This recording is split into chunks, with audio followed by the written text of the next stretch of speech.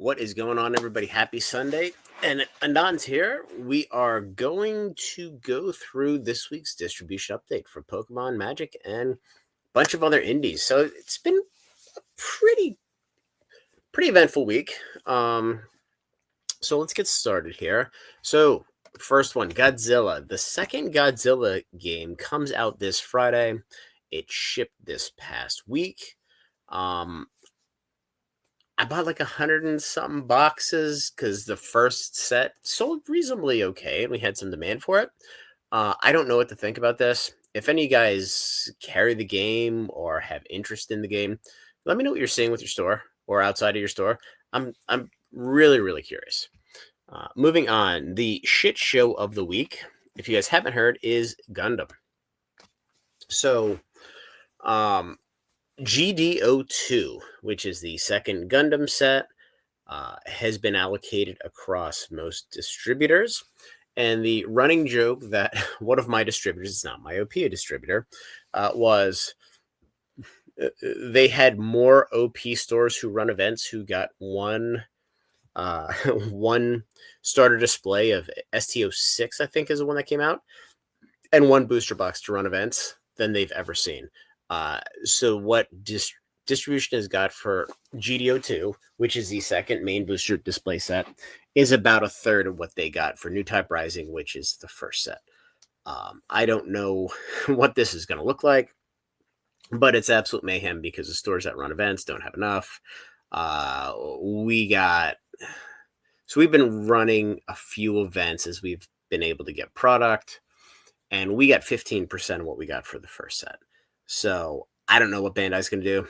My guess is these are going to go through the roof, and then they're going to dump a massive amount of product on the market and smash it and see where the dust settles.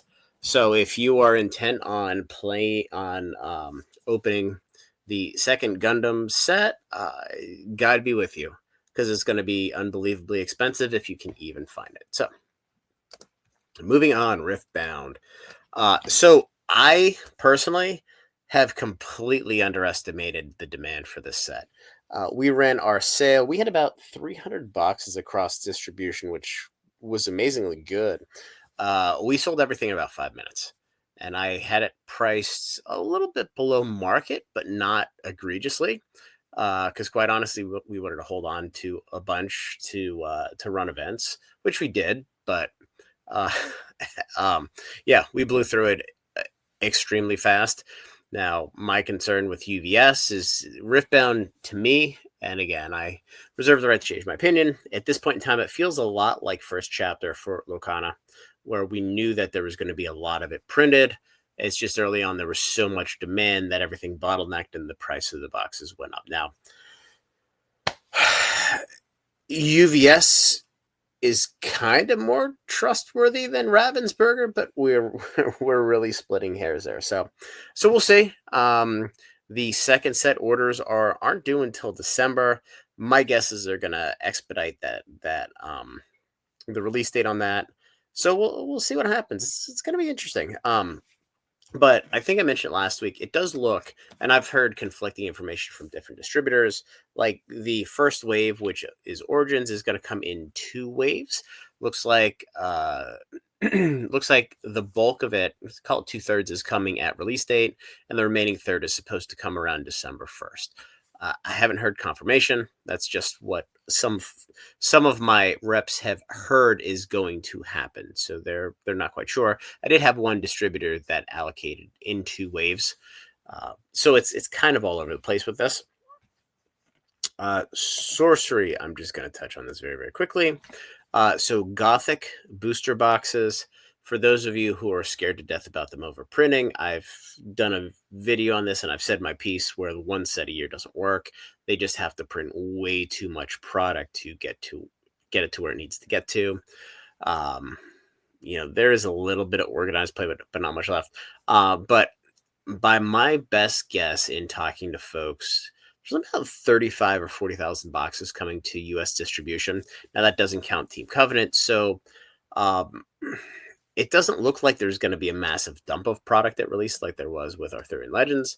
But I'm sure that these guys have tens of thousands of boxes sitting somewhere in China or New Zealand ready to unleash hell. So if you like the game, it's probably worth getting. If you like to play the game, it's certainly worth getting. If you're getting it to sit on, you're completely wasting your time because it's not worth it at this point. So moving on to Weiss. So Weiss, Azure Lane 2 releases this week. What's interesting is it looks like the total population of Azure Lane, and again, I don't have visibility on all of the distributors round numbers, if you will, but it looks like Azure Lane 2 is approximately the same amount of supply coming to market as Nikki in the first wave. So it is certainly a smaller IP. If you look at TCG Player, there's a bunch of idiot stores that are dumping below cost already before the set comes out, which I don't understand because it's not like buying Weiss from any of these distributors is going to help your allocation with Pokemon or Magic. If you're into that thing at this point, we'll talk about that in a few. But I think it's going to do just fine. It's certainly not going to be free tendies day one, but the fact that there aren't that many boxes out there, let me rephrase. So when Nikki came out with a similar amount of boxes, and again, stronger IP, first set, now Azure Lane in the US here, their first set went absolutely batshit crazy after a couple months. So the US customer base knows the name, whereas it doesn't necessarily know Nikki all that well. Just generally speaking, I don't know what it was either. So Nikki, I don't think Nikki ever got under $60, but for most of the time it was sitting right around 70, $72 until the second wave hit. We already see somebody dumping Hash Relate at $45, which is insane. But it's probably going to sell through that amount of product pretty quickly. Yeah, we'll see when everybody gets theirs. Looks like I've gotten about a third of mine. The remainder, it's coming in waves in a distribution, hitting at different times. So we'll see what happens there. So I did mention that one of the larger distributors allocated to some extent. It wasn't too bad, and the only reason that happens, this is all printed demand product.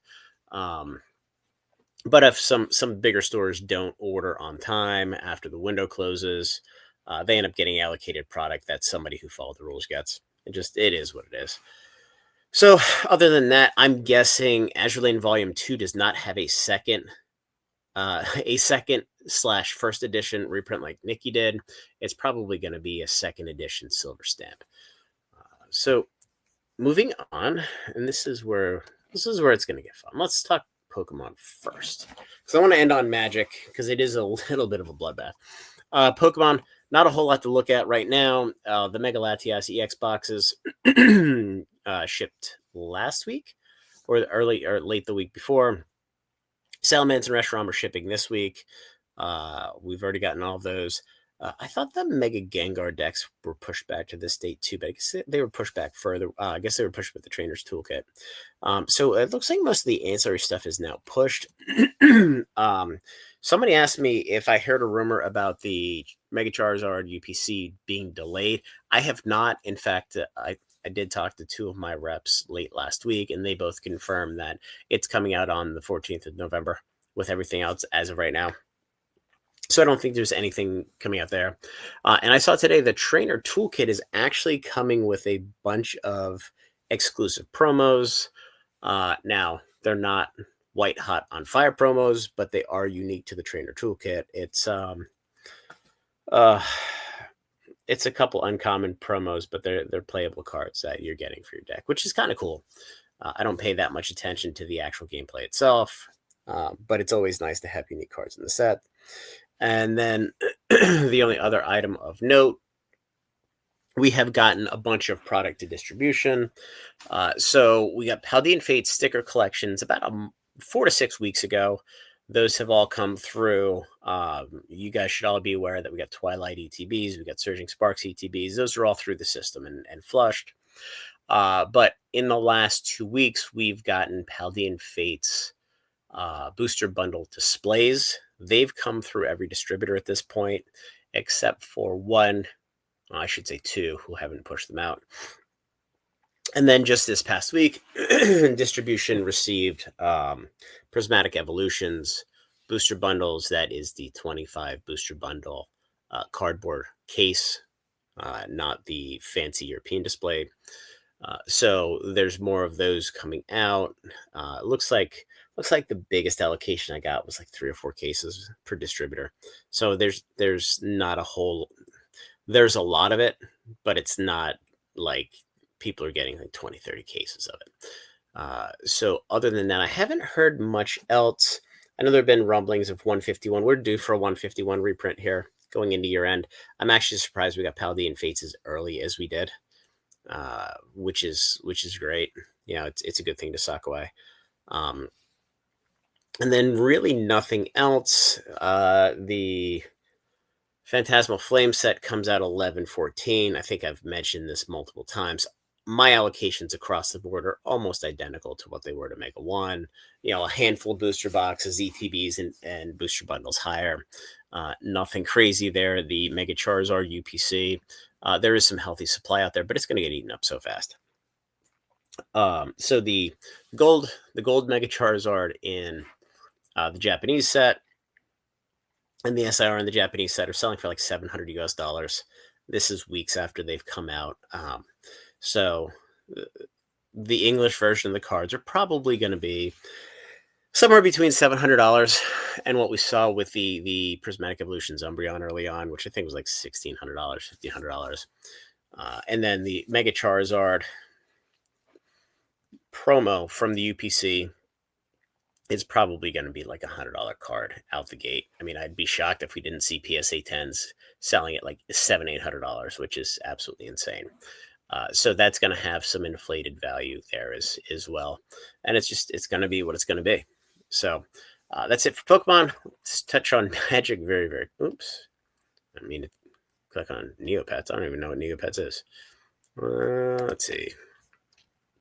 Click on Magic here. So,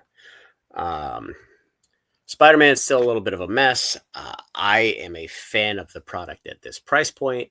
In fact, it looks like our friends at WotC decided that they were going to shoot themselves in the foot again and print the shit out of this product while trying to create the perception that the product was very, very tight printed by not shipping nearly as much to distribution, shipping it all to Amazon.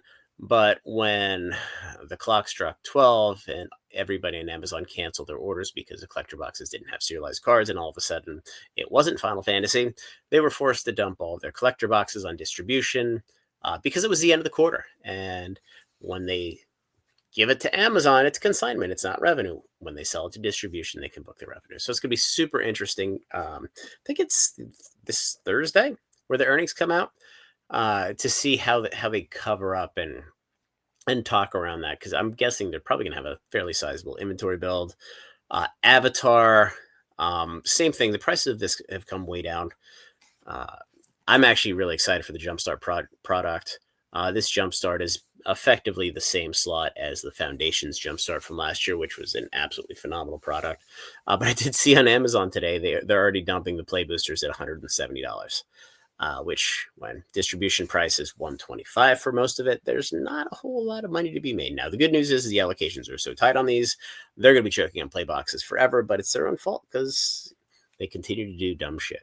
So, speaking of dumb shit, Final Fantasy Holiday. So, we have the video game Commander deck, and I did a video on how much of this product's out there. The Commander decks, there's actually not a whole lot. And again, I'm flying blind because we found out with Spider-Man there were hundreds of thousands of collector boxes that went to Amazon. So in my opinion, that's probably more egregious than anything we've seen in the past. Now, maybe they did it with Final Fantasy, but they were able to because there was just so much demand for that. I do not know how much product for this Final Fantasy Holiday set is going to Amazon. I assume it's probably at least half, where they're selling direct to consumer. But the way that I'm looking at it is the product's probably going to be reasonably successful. Now, the video game Commander deck it's a lazy product, and I've said this before. It's the laziest product since Double Feature. It's 4 copies of the same reskinned Commander deck, which is kind of garbage. The Japanese Chocobo bundle, I don't know why they keep printing in Japanese. Nobody cares. Nobody wants the product. It's hard to move. They don't print a lot of it, so it's kind of irrelevant. The scene boxes have a bunch of play packs in. Speaking of, we should be getting Tarkir Commander deck restock in next week, end of next week. And then we should be getting the Final Fantasy play boxes in the second or third week of November. I did get an allocation from one of my early allocating distributors. It looks like the Tarkir Commander deck. It's certainly not printed as much as Final Fantasy was or Bloomborough. It's going to dry up pretty quickly here, and it'll have the appropriate impact on the market price, but it's not going to absolutely smash the market and sit on the shelves. And then I think with Final Fantasy Play, it looks to me, and again, this is super, super preliminary information, and I'm sure they're going to start dumping it on Amazon as well, especially going into the holidays, desperately trying to hit their Q4 when Avatar's soft. It looks like it's a little bit less product than like Edge of Eternity's for the full release of play boxes. So you take the Edge of Eternity's total population of play boxes, multiply it by probably 70%. And that seems to be roughly what we're getting here. And again, this is super, super early information, but I'm guessing it all gets eaten up relatively quickly. And I mean, I personally don't see the price dropping much below 185 because I think at this point people are just going to stock it away and sit on it for a rainy day, which at some point that'll be a good move. But with the current regime at Wizards of the Coast, they just can't be trusted. The other unfortunate thing here is there are no serialized cards, as far as we know, on the wrapper in the Chocobo bundle. So it doesn't look like there's anything really special. I know they have their little fancy pack of reskin cards, and I guess you get 2 out of 20 or something like that. But it's not nearly as collectible as it's disappointing. So we'll see what happens there. We still have not seen any of the serialized Chocobos from 70 to 77. Don't know where they're at. Now, who knows? They could be, WotC could be holding them hostage for a rainy day to throw into a Final Fantasy Master set at some point in 2026. Who the hell knows? But anyway, the one thing I do want to mention, I did get a final allocation for Avatar. And if you guys recall, for WPN stores, WotC was doing a not to be less than allocation, which they claimed it was, so you can pre-sell your product and stuff. That is bullshit. They're just doing it because they wanted to make sure that they had a good handle on how much sales were out there, so they could forecast revenue for their quarters. But on Avatar, I got a pretty healthy bump. Now, this is my main distributor for WPN, but I have a feeling that Avatar, we're going to get some more collection boxes from Amazon again. Moving on to Lorwyn. Lorwyn looks like it's going to be a banger set. It's in universes. People are dying for an actual Magic the Gathering set. I like the Edge of Eternities, but a lot of folks, think we haven't had a real Magic set since Tarkir, which is March. So this is effectively 10 months. As much as I'm not a huge fan of Lorwyn itself. Not this set, the plane, and the fact that this is in the Murders at Markov Manor slot, and also the Aether Drift slot. It could be a disaster, but I think it's gonna be a nice set. So that's that, and it does look like the amount going distro is better than what we've seen for the 2 universes beyond set.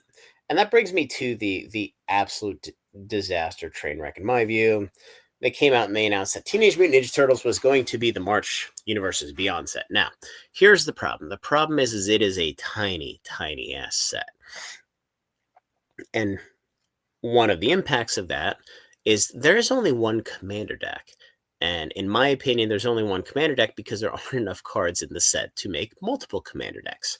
So you're spending all these resources on a set. The art's absolutely garbage, by the way. If you look at the art, it's all AI generated. There's errors all over the place. It's a shit show. Final Trade did a video on it.